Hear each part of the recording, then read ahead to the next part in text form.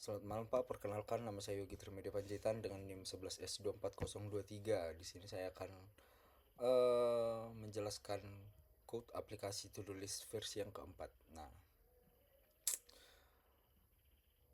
bagian pertama kita akan melihat kontrol model view controllernya. Aplikasi ini kita bangun eh, jadi beberapa bagian. Yang pertama itu kayak to-do Zapa ini. Ini fungsinya untuk mendefinisikan sebuah to-do yang punya ID, judul, status selesainya. Ini merupakan sebuah entitas datanya.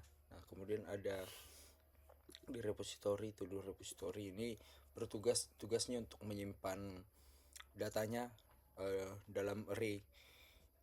Ini dia tahu caranya bagaimana menambah, menghapus, mengubah, mencari, mengurutkan to-do. Itulah fungsinya repository. Nah, kemudian ada service.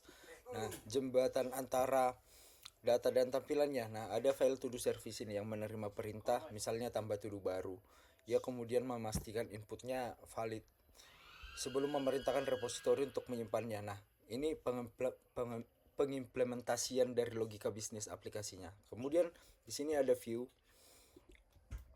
Nah, ini berinteraksi langsung dengan penggunanya untuk menampilkan menunya, meminta inputnya, mencetak hasilnya, dan memanggil metode yang diservis untuk memulai mengerjakannya. Nah, kemudian ada detail-detailnya, to do dan validasinya. Di to do ada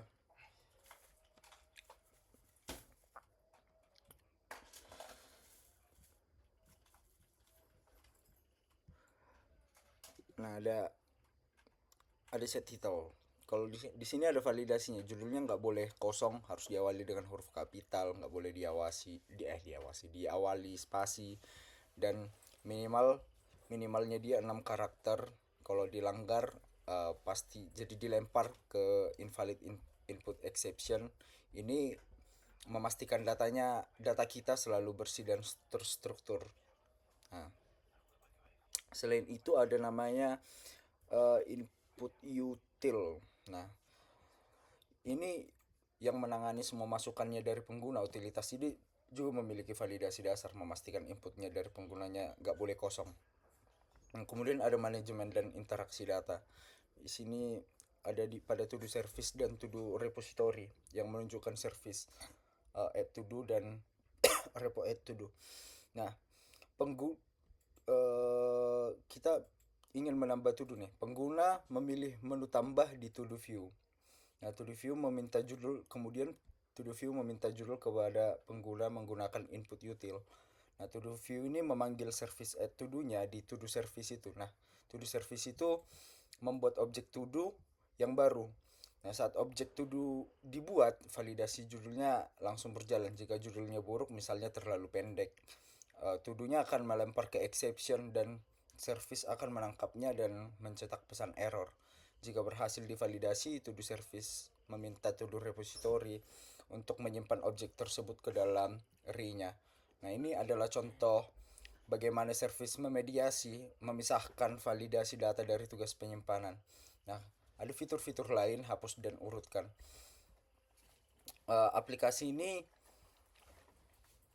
bisa menghapus dan mengurutkan. Untuk hapus di to do service memanggil repo repo short. Nah, ada repo short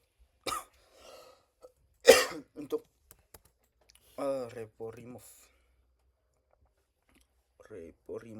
Nah, itu untuk bertugas mencari to do berdasarkan ID-nya, kemudian menggeser semua itemnya untuk mengisi kekosongan, menjaga kerapian array-nya. Kemudian ada repo short. Nah, menggunakan fitur array short untuk untuk mengurutkan berdasarkan ID, judul atau status selesai, baik secara ascending ascending menaik atau descending menurun. Nah, jadi itu dia aplikasi to do list yang kita bangun dengan prinsip pemisahan pemisahan dan setiap pemisahan itu ada tanggung jawab yang baik dari entitas yang menjaga integritas datanya sendiri, repositori yang mengelola penyimpanan, servis yang menerapkan aturan bisnis, hingga view yang berinteraksi dengan pengguna. Uh, Kalau kita memahami pola ini sangat penting untuk mau menulis kode yang terstruktur, mudah diuji dan mudah dikembangkan. Baik, sekian yang dapat saya jelaskan. Terima kasih.